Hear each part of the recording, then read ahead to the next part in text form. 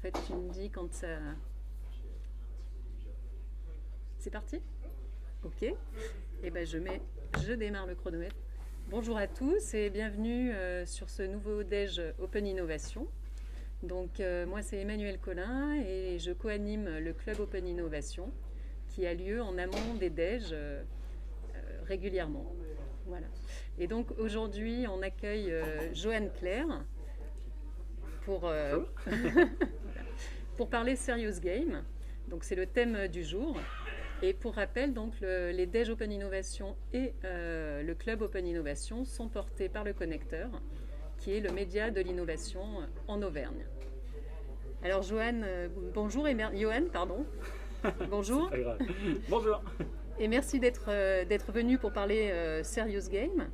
Donc Johan, tu es en fait ingénieur innovation de formation et tu as créé l'entreprise Innovation Way. Voilà, qui fait du conseil en management de l'innovation. Oui. Mais surtout, tu es le créateur donc, du Serious Game qui s'appelle l'année de l'innovation. Tout Voilà. à fait. Merci de m'inviter. Merci pour cette intro. Ouais, créateur d'un Serious Game et le challenge du jour, c'est de venir vous expliquer pourquoi ce Serious Game et surtout comment on fait finalement pour développer un jeu. On a eu un atelier ce matin, je crois que ça a montré que c'était plutôt efficace et apprécié. C'est des méthodes qui fonctionnent, donc maintenant la question c'est un peu comment on peut réussir à développer soi-même peut-être un serious game sur ces thématiques de prédilection. Voilà. Peut-être une petite question, c'est quoi finalement un serious game déjà? Alors, on aura un serious game, c'est un jeu, bien sûr. L'enjeu du serious game, c'est d'utiliser un jeu pour venir faire un outil de formation, d'animation, de sensibilisation. On verra qu'on peut avoir différents niveaux. Nous, on a été chercher le learning game, quelque chose qui est vraiment très poussé sur le volet apprentissage. Mais effectivement, il peut y avoir d'autres niveaux de jeu. On y reviendra un peu plus tard. Moi, je voulais un jeu qui soit orienté formation vraiment parce que on est parti d'une thématique assez complexe. Je propose peut-être de vous introduire sur ce point de démarrage. C'est vrai que je dirige Innovation Way qui fait du conseil en innovation. Je suis aussi président d'une commission de normalisation justement qui travaille au niveau d'AFNOR sur le management de l'innovation. On essaie d'apporter des règles, de comprendre pourquoi, enfin des règles, des bonnes pratiques en tout cas, de lister ces bonnes pratiques et de comprendre pourquoi certaines entreprises arrivent à innover, d'autres pas. Et tout l'enjeu, c'est de poser ce défi-là, de rapprocher ces deux univers et se demander si la normalisation peut-être peut permettre d'avancer sur l'innovation. Peut-être une image, pour illustrer tout ça. Si vous avez eu le poil qui s'est hérissé quand j'ai rapproché innovation et normalisation, on va essayer de se mettre d'accord, de voir que peut-être il ne faut pas être si tendu. L'innovation à travers les yeux d'un responsable qualité, d'un responsable normalisation dans les boîtes, dans les entreprises, c'est parfois ça. Il le voit un peu comme celui qui ne veut pas mettre de cravate, pas respecter les processus, qui explique que ce n'est pas possible, etc. Donc d'être dans un univers très camp de vacances au regard du très normé responsable qualité d'une organisation. Et évidemment, d'un autre côté, nous, responsables innovation, quand on nous parle de normalisation, on se dit ça y est, ils veulent nous trier par taille et par couleur. C'est la fin de cet esprit que vous avez ici dans ce lieu si particulier, de coworking, d'échange, de sérendipité, etc. Moi, je crois que des deux côtés, il y a évidemment des préjugés et qu'on peut avoir un vrai intérêt à travailler ensemble et finalement à se mettre autour d'une table pour venir générer de la valeur autour de tout ça. Et c'est ce qu'on a essayé de faire et vous voyez doucement arriver les images du jeu derrière tout ça. Notamment, un des points de départ derrière tout ça sur cette notion d'innovation, de management d'innovation, c'est que la normalisation nous a déjà permis de définir ce qu'était l'innovation. Et définir l'innovation, c'est pas quelque chose de si évident que ça, mais l'innovation telle qu'on l'a définie, c'est ça, c'est se dire une entité, quelque chose de nouveau, de modifié qui génère de la valeur. Et de poser cette définition, alors à l'échelle internationale, il faut représenter un peu ce que c'est quand on a 70 pays qui essaient de se mettre d'accord. Déjà à 5 collègues, on a du mal. À 70 pays, c'était un vrai challenge.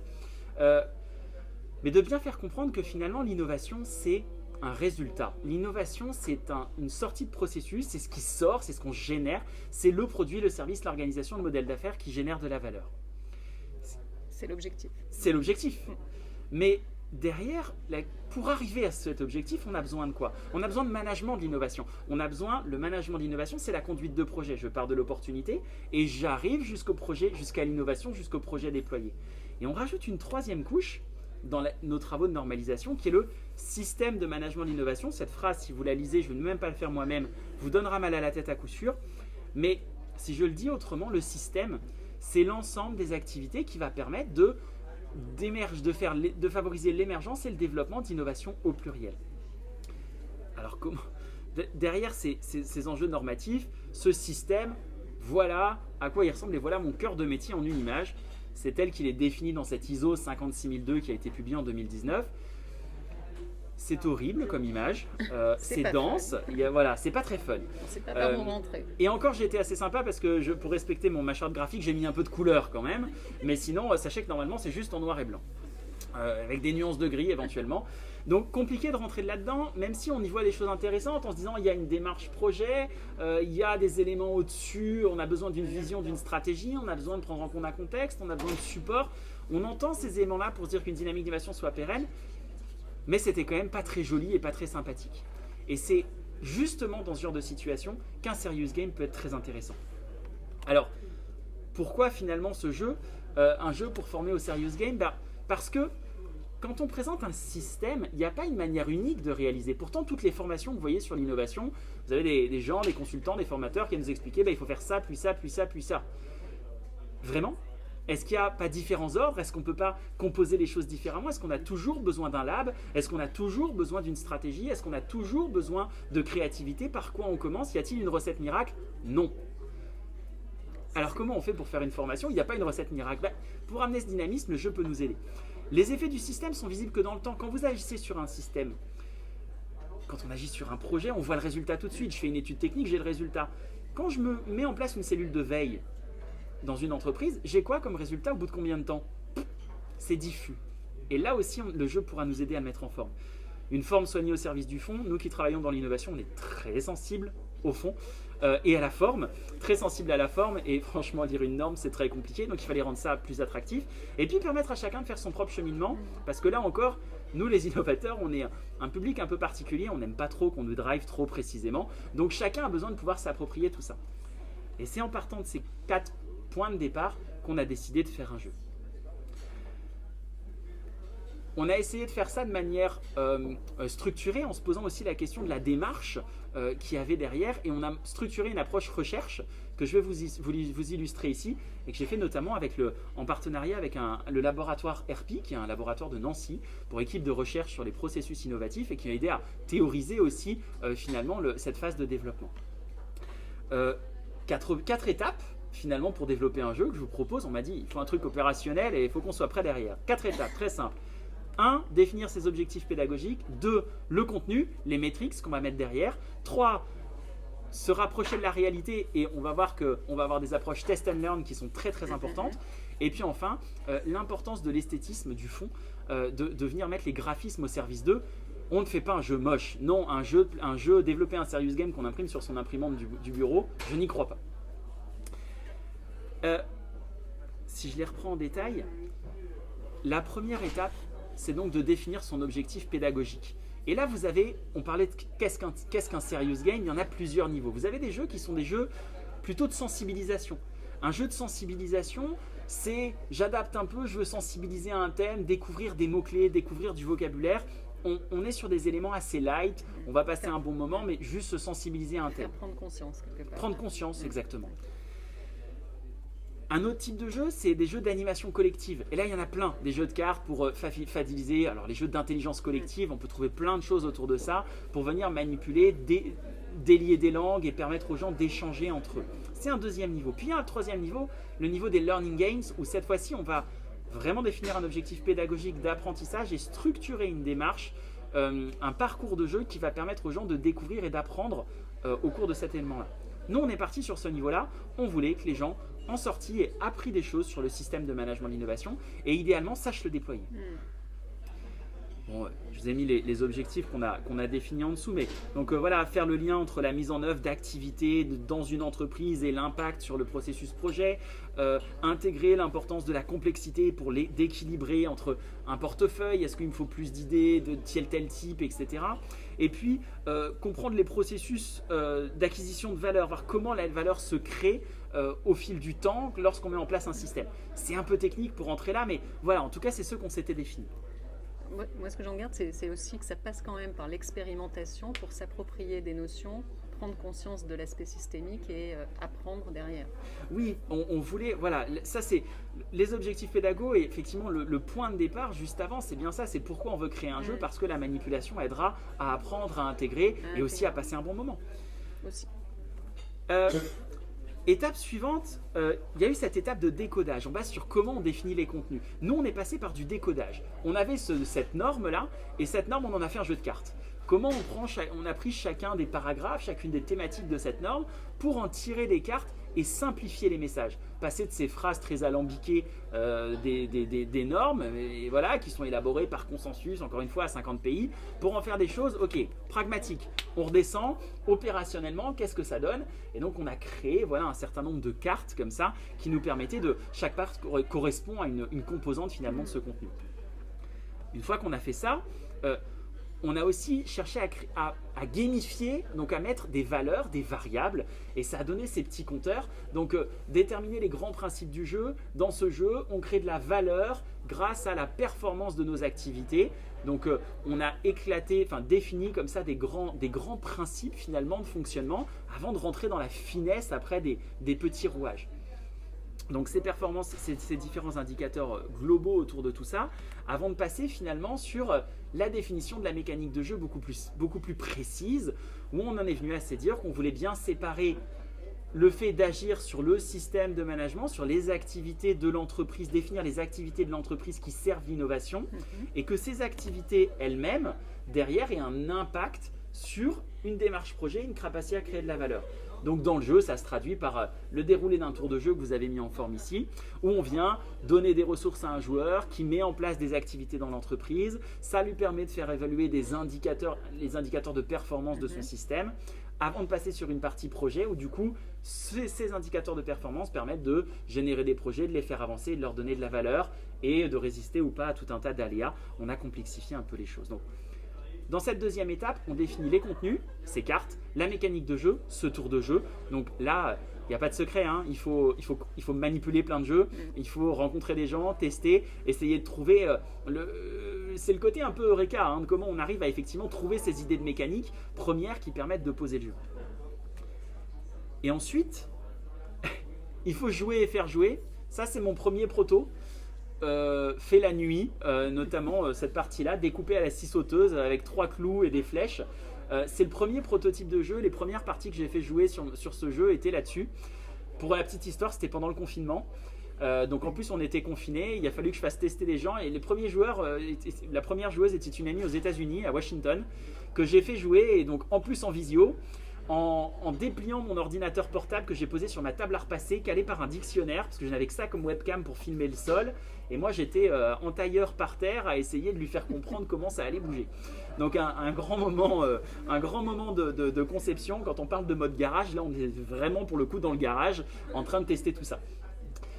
Et ça a été très très très important parce que ces premières parties nous ont permis de nous rendre compte que ok, c'était sympa mais il manquait des choses. La mécanique de jeu qu'on avait imaginée, elle était bien mais trop linéaire. Il fallait casser la linéarité parce qu'en innovation, on est perturbé par plein de choses et il fallait ramener de la sérendipité, du hasard, des perturbations dans le système. Et c'est suite à ces premières parties qu'on a rajouté la notion d'aléa dans le jeu qui est venue rapprocher de la réalité. Il peut vous arriver des bêtises, voilà, subir une coupe budgétaire, avoir de l'infidélité au sein de vos équipes projet, avoir une panne de votre machine à café, etc. Des tonnes d'aléas plus ou moins rigolos, mais qui pour le coup peuvent amener de la réflexion et du raisonnement. Donc on est dans cette étape 3, toujours se rapprocher de la réalité par le test. Le test, l'expérimentation, on s'applique simplement ce qu'on essaie d'enseigner, de conseiller quand on est consultant innovation, c'est tester, appréhender et manipuler les choses. Avoir le feedback des joueurs aussi sur le... Complètement. Et puis savoir s'ils s'amusaient. Si on fait un jeu, il faut aussi s'amuser quand même. Donc il fallait rajouter, cette partie-là nous ramène un peu de pression, un peu de tension, un peu de piment, qui est assez intéressante. Et le dernier élément autour de tout ça, c'est la question que moi, en tant qu'ingénieur, je n'avais pas identifiée au départ, très sincèrement. Mais l'importance et la capacité de tout ce qu'on peut faire ressortir avec le graphisme. Parce que évidemment, vous voyez cette image, l'image qu'on avait précédemment. Bon, jouer là-dessus, faut avoir envie quand même. Hein. Et là, j'ai été chercher de l'aide des gens dont c'est le métier. et notamment Marie-Lise Erard qui est de votre région en plus. Moi je ne suis pas d'ici, mais voilà, qui est de votre région, et qui fait de la traduction graphique. J'ai découvert cette expression-là. On n'est pas juste dans l'illustration, on est dans une capacité à traduire et à révéler des concepts et à mettre le graphisme au service du concept qu'on va porter. Et là, le jeu est extrêmement intéressant. Il faut trouver des gens capables de le faire. Elle l'a bien fait, j'ai eu énormément de chance. Et les premiers univers, on est parti au départ dans des univers en se disant, mais on va faire une analogie. Voilà, la course par l'univers sportif, la course, etc. On va accumuler des médailles, construire, bien s'entraîner, parce que bien construire un système d'innovation, on peut se dire que c'est bien s'entraîner. Ou une autre proposition d'univers, c'était on est dans de la science, dans des choses d'innovation technique. Tiens, si on faisait un truc sur la chimie, avec des univers graphiques, vous voyez, moi je les adorais tous. C'était très compliqué. Je les adorais tous. Et puis finalement, on n'en a choisi aucun. Parce que ce qui s'est passé, c'est que quand on a fait tester, là encore, moi j'aimais tout. Alors j'ai sollicité beaucoup de gens pour demander leur avis. On m'a dit attention, la dissonance cognitive. Ce que tu demandes là, toi ça te plaît et tu fais le lien, mais nous, on ne comprend pas. Nous, faire le lien entre ces univers, ça nous demande trop d'efforts. On découvre déjà plein de contenus et en plus, il faut qu'on les découvre par analogie. C'est beaucoup trop compliqué, c'est beaucoup trop complexe, on va beaucoup trop loin. Revenons sur Terre. Et donc, on est revenu sur un univers qui est celui-ci, voilà, l'année de l'innovation, avec un univers beaucoup plus professionnel, une représentation d'entreprise qui finalement est une fabrique à innovation. C'est le parcours de création d'une idée, on voit des ampoules qui se fabriquent, etc. Qui est beaucoup plus neutre. On n'illustre pas un secteur d'activité, on est générique en termes de secteur d'activité. On a essayé de faire quelque chose d'assez générique en termes de culturel aussi, parce que c'est vrai qu'on a ici des gens qui sont, Black Blamber, on a tout est représenté, de représenter cette diversité, c'était des facteurs importants aussi. Donc, et puis un univers qui est assez positif, qui est assez attrayant, des couleurs sympathiques. On est plongé dans un univers qui favorise cette sensation d'innovation sans pour autant demander à faire un écart trop important. Et qui permet de s'immerger effectivement, quel que soit, on l'a vu tout à l'heure, quel que soit le domaine d'activité de l'entreprise qui va se projeter dans le jeu. Complètement, on avait des industriels avec des gens des services, de la banque, etc. qui jouaient ensemble et qui ont tous transféré finalement très facilement dans cet univers-là. Et d'autres éléments, alors je ne donnerai pas toutes les clés de conception, mais il y a des petites choses cachées dans ce plateau de jeu qui amènent les joueurs à faire face à des difficultés parce que en fait, on les piège avec certains éléments du graphisme pour faire ressortir ces éléments, ces approches pédagogiques, ces éléments pédagogiques, notre objectif premier qui est bien de leur apprendre un certain nombre de trucs. Donc, très important de vraiment de s'associer et de trouver des gens qui sont capables de faire ça, parce qu'on ne peut pas être expert de toutes les phases dans un développement comme ça. Et c'est vraiment très important parce qu'en plus, il y a cet effet waouh quand on installe sur une table, les gens arrivent, sont posés tout de suite, ils veulent toucher, ils veulent voir, ils veulent s'installer. Donc, c'est un élément qui est extrêmement important, qui marque beaucoup. Dernière étape, donc voilà, cette partie esthétique et graphisme, qui est pour moi une étape vraiment fondamentale. On arrive sur mon mot de conclusion. La question de départ, c'était pourquoi, comment, pourquoi et comment faire un serious game. Le pourquoi, j'espère que, tout simplement parce que vous avez, j'espère, été un peu frustré par cette présentation. Présenter quelque chose comme ça, non, vous n'avez pas tout compris, très certainement au fonctionnement du jeu. Mais je vous ai parlé de système, de management, d'innovation, mais c'est précisément pour ça que j'ai fait un jeu. Donc si vous n'avez pas tout saisi à ma présentation, j'ai envie de dire objectif atteint, c'est qu'on a besoin d'un jeu pour le faire. Donc, et parce que peut-être que ces éléments graphiques vous auront aussi donné envie de venir mettre les mains dedans, de tester, etc. Et le comment, avec méthode, et j'ai essayé de vous en proposer une aujourd'hui, avec méthode et avec des rencontres. Tout simplement ces approches innovation qu'on peut avoir, trouver les bons partenaires à un moment donné, et puis appliquer des méthodologies. Et je vous ai mis en dessous un lien, on a donc fait une publication scientifique sur cette démarche avec un peu plus de contenu à travers un article scientifique qui pourra peut-être vous donner un point de départ, à ceux qui auront envie de développer ce genre de choses. D'accord. Donc ça, c'était le partage donc, de ton outil qui est la publication avec toute la méthodologie finalement de création d'un serious game. En tout cas, celle qu'on a suivie nous et qu'on a essayé de théoriser et raccrocher à d'autres méthodes qui ont été développées par ailleurs. D'accord. Et en mot de la fin, si vous avez envie d'en savoir plus, on vous donnera tout ça. Mais voilà, vous pouvez lire plus d'infos sur le jeu, venir le tester si ça vous intéresse. On peut le tester en visio. En plus, on a monté un peu des trucs. C'est le côté Covid.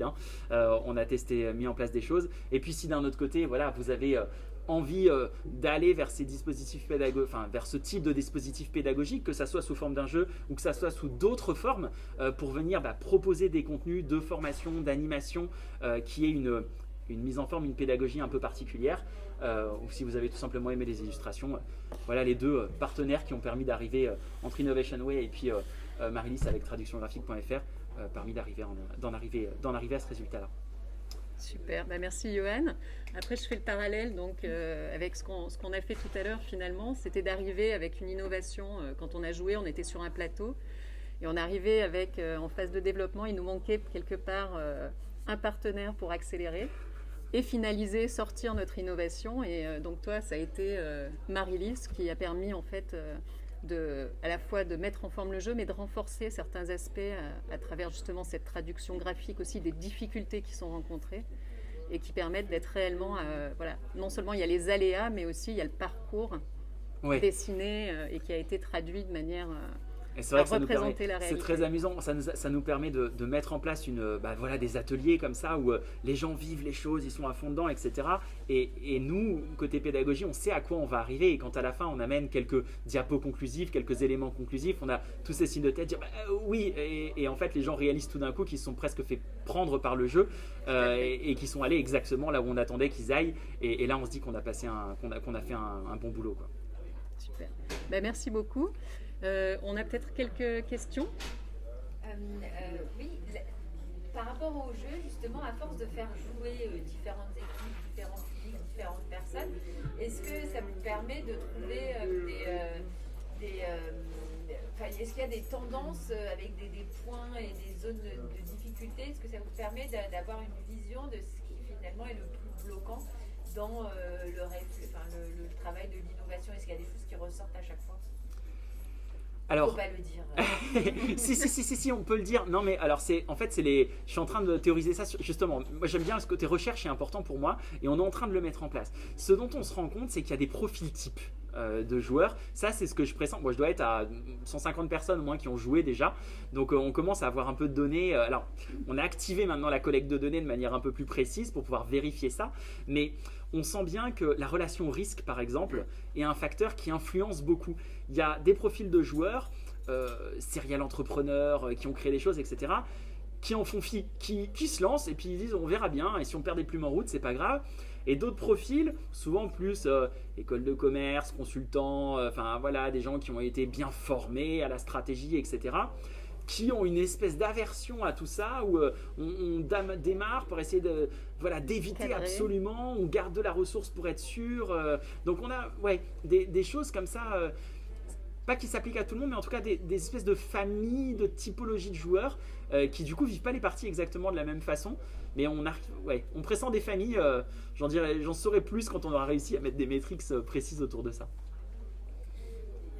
Dans le prolongement de la question de Pauline, vous avez dit en fait ils arrivent là où on voulait les amener.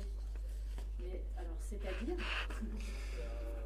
Là, on rentre sur tous les messages qui arrivent derrière, mais par exemple, un des messages fondamentaux dans cette approche-là, je vous disais tout à l'heure, quand on met en place un système, on génère pas, on créera de la valeur dans le temps.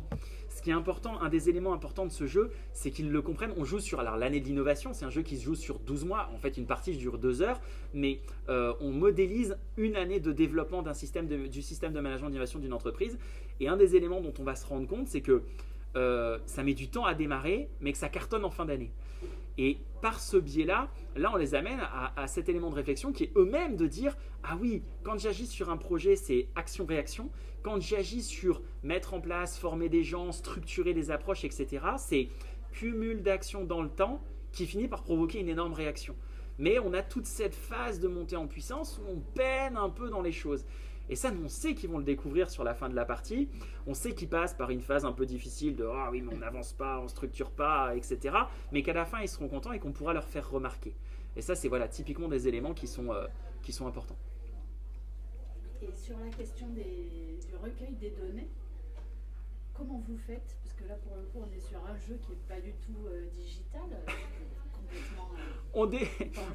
Comment récupérer des données? On détourne une application faite pour les assurances. En fait, j'utilise une application qui s'appelle Report and Run et qui permet en fait qui est faite pour faire des constats d'assurance où vous prenez les photos et vous mettez des commentaires en dessous. Et donc quand on met en place ces éléments-là, on invite les joueurs à prendre des photos des plateaux de jeu tour après tour et à noter les choix qu'ils ont faits de façon assez rapide. Alors on essaie de pas trop polluer la partie avec ce genre de choses, donc il faut que c'est assez rapide et simple. Et nous on a un petit boulot de décodage après pour venir restructurer la partie et récupérer tous les éléments. Mais oui, voilà, ça a été aussi un challenge de dire comment on fait et de trouver voilà, ces applications d'assurance pour le coup qu'on récupère pour faire complètement autre chose. Voilà. Super. Est-ce qu'il y a d'autres questions? Peut-être non, en ligne. Véro. Pas de questions en ligne. Bon, bah super. Merci beaucoup, Johan, d'être venu nous présenter déjà d'être venu nous faire jouer ce matin et puis de t'être prêté au jeu là, pour présenter le Serious Game de l'année de l'innovation. Encore merci. C'était en tout cas un super moment ce matin. Eh ben, merci pour votre invitation. C'était un bonheur d'être ici. C'était la dernière presta vers les vacances. C'était bien de la faire avec des gens sympathiques et bien costauds sur la partie innovation. Donc, merci encore pour votre invitation. Et alors, Super. Juste peut-être une petite question, parce qu'on est aussi sur l'enregistrement. Si une entreprise, comment on fait? On se dit tiens, c'est génial, est-ce que je peux acheter le jeu? Comment est-ce que ça fonctionne juste sur la manière dont vous fonctionnez avec le jeu? Est-ce que vous venez toujours avec le jeu? Comment ça se passe? Alors, le principe, c'est de prendre contact avec moi, avec les équipes du connecteur, qui vous redirigeront vers moi. Après, on peut avoir différents ou qui agiront directement, peu importe. Moi, le principe, c'est que je commercialise ce jeu. Alors, je l'anime en atelier, évidemment, mais après, il y a une vraie volonté de diffuser tout ça, de diffuser ces approches, parce que je suis persuadé que nos entreprises ont besoin de cette pensée système, ont besoin de rationaliser, d'organiser leur dynamique d'innovation, de les structurer. Donc voilà, les jeux peuvent être vendus à des entreprises pour une utilisation en interne, elles peuvent être vendues à des consultants, à des structures qui font de l'accompagnement pour qu'elles-mêmes puissent porter leurs accompagnements. Bref, d'une manière générale, il faut que ça se diffuse, il faut qu'on le diffuse. C'est un jeu que je diffuse aussi à l'étranger, parce que le jeu est en français, anglais et espagnol. Et voilà, c'est déjà parti sur plusieurs continents.